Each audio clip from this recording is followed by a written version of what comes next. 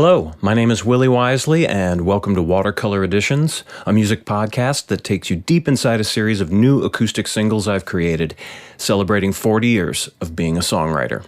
Recording new solo versions of my songs has brought memories flooding back as to what inspired each one, and I want to share those memories with you as we play the new Watercolor Edition and then the original studio version and chat it all down. So now, sit back and let me paint a picture for you.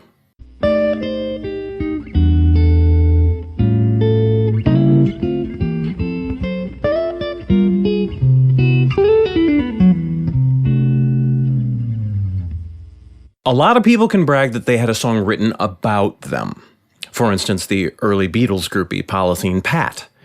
Before international fame, she'd ride with the guys back to Liverpool after shows in nearby cities, and absurdly, she'd sit in the back of their van chewing on plastic that she had melted into, I suppose, delicious little chunks. Now, it's one thing to have a song written about you, but not many people can brag that a hit songwriter wrote a song for them to actually sing and record. So you can imagine my excitement when a writing session with my Laurel Canyon neighbor / chart-topping songwriter Shelly Peiken started with her stated mission of, let's write a song today that you're comfortable singing, something meaningful to you, something that you can put on your album. And wow, you can't turn an offer like that down. And from there, over 2 mugs of coffee in her sunny living room overlooking a peaceful backyard shaded by bamboo and yucca, atop a Hollywood hill, of course, with an occasional palm tree poking its windswept hairdo up into the sky. She turned on her brilliant, beautiful lyric engine and began to flow while I put chords together.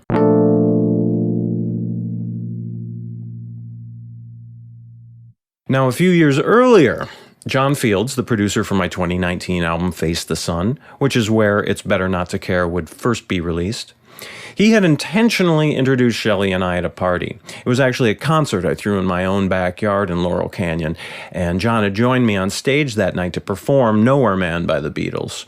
Now, later in the evening, after some libations, and we were standing in the doorway of my studio that opened up onto the buzzing party, John, ever the alchemist, as producers are, planted the seed that Shelly and I should write together, if only because we're outsized Beatle freaks.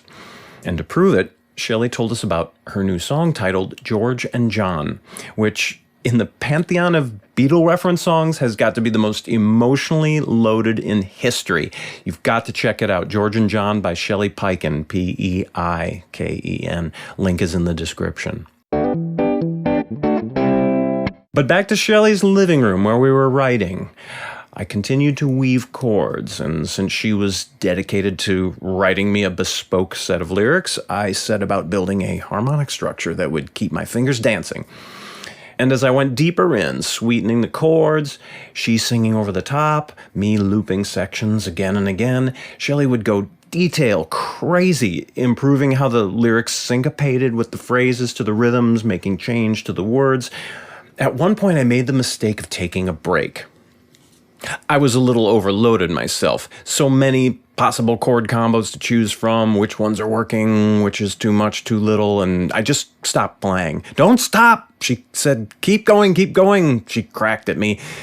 She was dead serious, totally in a groove, needed continuity and rhythm, and I was throwing it off. So I hopped back on that horse fast and just started hard looping sections and didn't stop until I was told to. I was the motion machine and she was the wing walker. And stop, you'll fall from flight. I remember we wrestled hard with keeping the lyrical voice in the character of an adult male. Now, as a hit songwriter, her cuts are predominantly sung by women.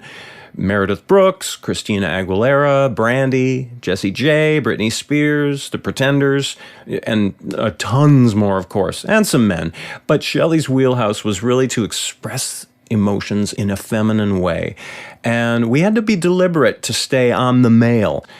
She really needed no policing from me, rejecting a whole lot more of her own ideas for better ones.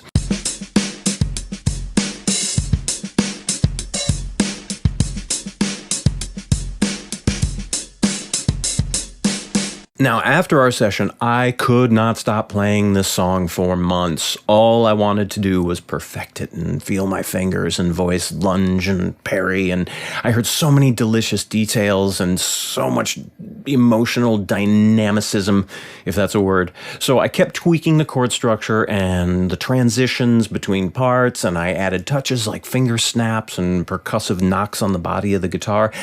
And by the time I'd practiced and honed this for weeks, probably months if I'm being honest, enough for the song to be wickedly under my fingers, I really had a guitar arrangement that was as tender and sophisticated as it was fun to play. So fun that it broke my heart a bit when it came time for John and I to record it with a full band. But I felt compelled to do that too, add a rhythm section. I had this idea it should sound like Willie Mitchell, what he would have produced for Al Green, the Royal Studios, South Memphis. It was too tempting not to try this idea, and it turned out pretty cool. We had CeCe Benhoff, a great overlooked LA singer, belt a counter vocal to mine on the bridge and to the outchorus. Check out her textures and her phrasing. It's just wicked wonderful. She was so amazing, I actually toyed with the idea of having her just sing the lead and erase mine. But alas, maybe Shelly and I should have left it in a girl voice if we were going to do that. But always in my heart, I wanted to make sure that the world heard this song trimmed back to just me and the Guild D50, me and my fingers and my vocal cords, and so it is with deep pleasure to play for you as part of my ongoing series of acoustic singles, It's Better Not to Care, Watercolor Editions. Paint a picture for us, Willie.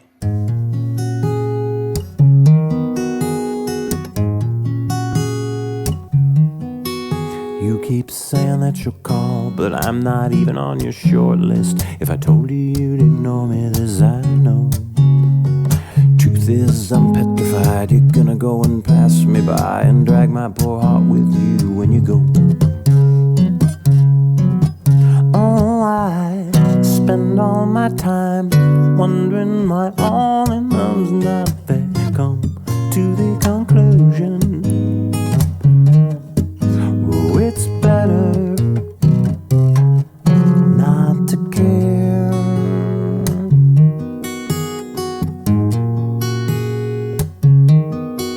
I'd make every day your birthday, sing your songs each Sunday, and cook romantic dinners by the sea.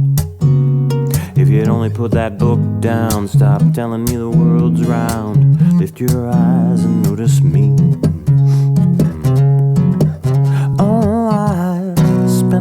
My time wondering why all in love's not fair. I should have seen signs, so many signs, saying we never had a prayer. Whoa, I spend too much time building castles in the air. Come to the conclusion, oh, it's better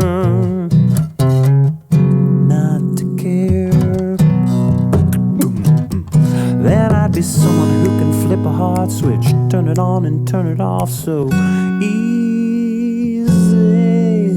Someone who can resist the urge to quit it when it's in it so completely.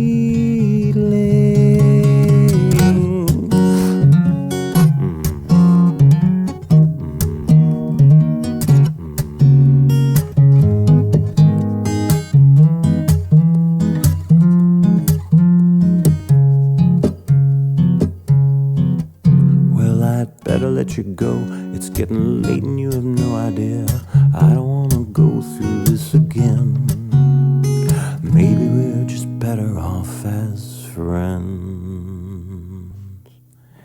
Oh, I spend all my time wondering why all in love's not fair.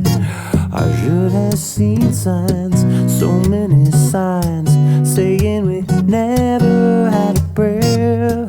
Whoa, why I spend all my time building castles in the air. Come to the conclusion,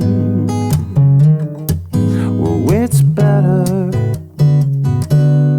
not to care. Much better care.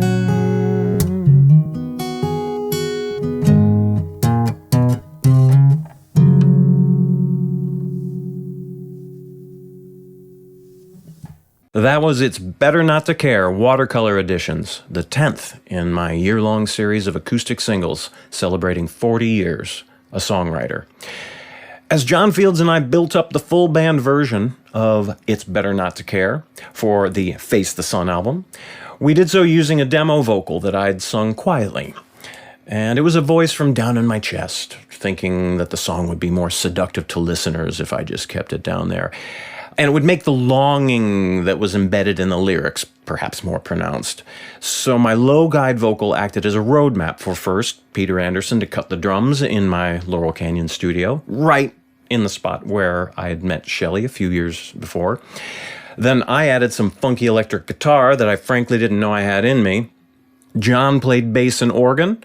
Ken Chastain on percussion. Those two guys have been on so many of my recordings, oh my God. And then I asked Dan Kalischer to add pedal steel.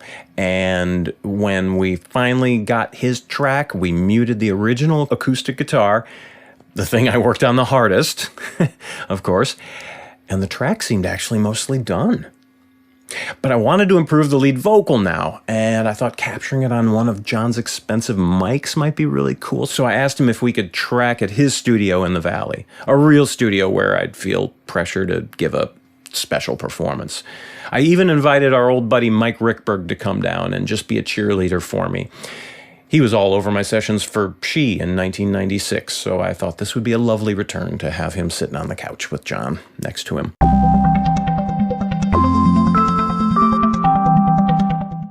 We began the session. I walked into the tracking room. John adjusted the baffles and the mic stand and returned to his place behind the glass. Red light running. I began to re-sing, and I got halfway through it and I quit. Playback stopped, and over the talkback Field says, mercilessly, as only a longtime collaborator could, "That's boring. The song is called It's Better Not to Care, and I don't care." Ouch. His suggestion, do it an octave higher.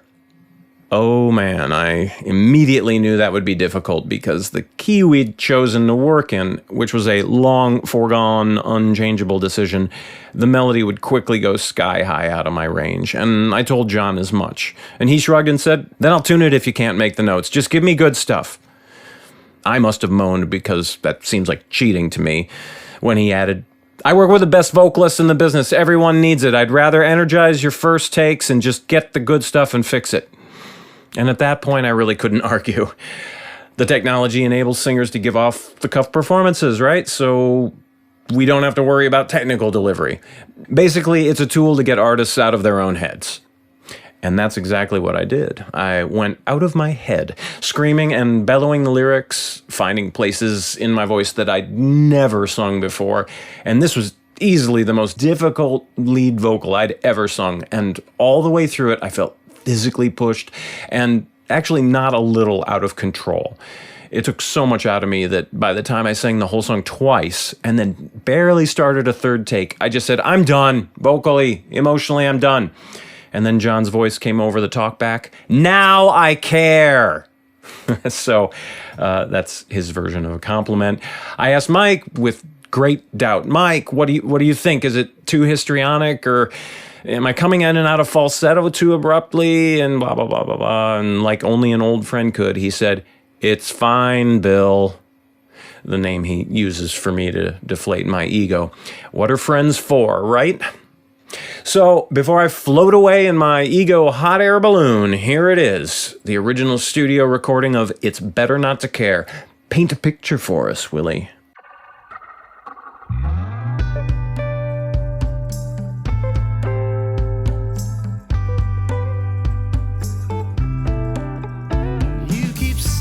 You call, but I'm not even on your short list.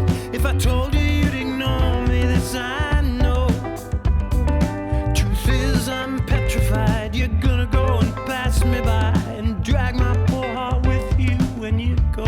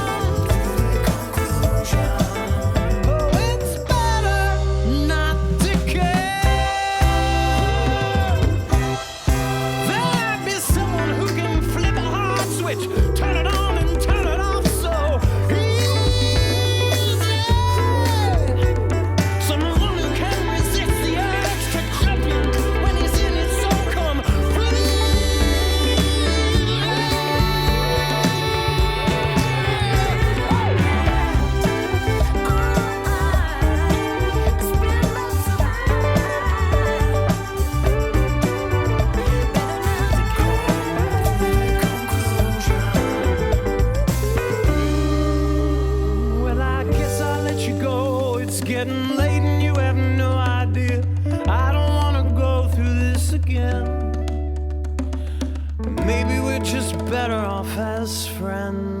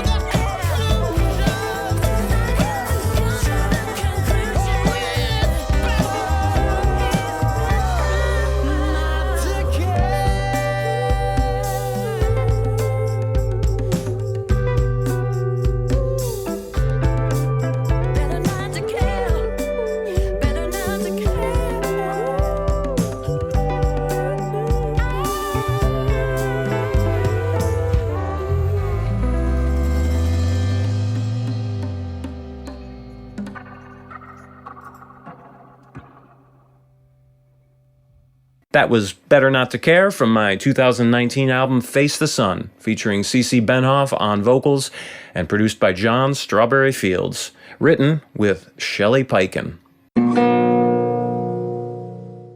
Shortly after meeting Shelly Peiken, I came to understand that we belong to the same tennis club in Laurel Canyon. And every decade or so up at the club, they would throw a talent show. Talent, of which there was no shortage up in that Hollywood Hills. In fact, many of the members were managers and agents and lawyers, and even all of them were amazing musicians. So it was a great honor to perform the song for this particular sold-out crowd. All of them who knew Shelly and her family and her pedigree in the songwriting business, and me and mine. And it was fun to let everyone know that Shelly and I had written this gem together, playing doubles, as it were, at the tennis club. My favorite moment of the performance that night was during the dramatic silence that I built in after the line, "Maybe we're just better off as friends."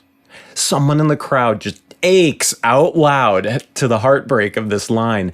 And in the room, that moan was just wrenching, and I cannot play the song to this day. I cannot play it live without remembering that exact show at the Mulholland Tennis Club. A link to the video performance is in the description, so go and gobble that up. Well, that's just about the final stroke for this episode of Watercolor Editions. Hey, a big thanks to everyone I mentioned here, to all my collaborators.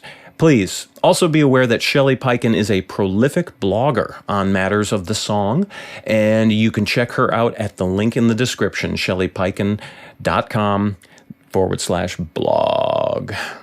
Be sure to catch other new episodes of Watercolor Edition podcast because they keep coming, and these ones feature my songs Parador, I'll Be Singing, Go, and the brand new song, The Queen of Alphabet Avenue, that I'm so proud of.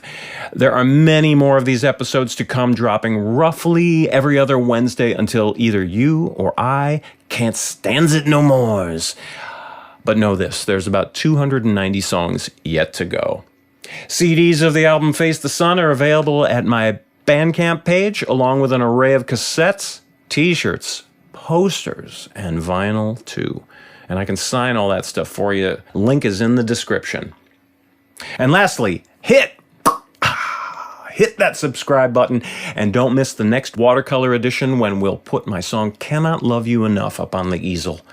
I began writing that song in music school in roughly 1986, played it for a class project in 1987, perfected and then released it in 1994 on my Parlez-Vous Français album, and then played it at a concert in St. Louis roughly that year to a young man who would become Hollywood's biggest film director. Today, Hollywood's biggest film director. He was there with a contingent of his pals and his brothers, and in 1996, he would hire me to write a new version of Cannot Love You Enough, suited for his directorial debut, and the rest is history. More on James Gunn and my score for Romeo and Juliet in the next episode, and we'll paint that watercolor picture, play the new version and the original studio version, and chat it all down again on Watercolor Editions. I'm Willie Wisely, and thanks for listening.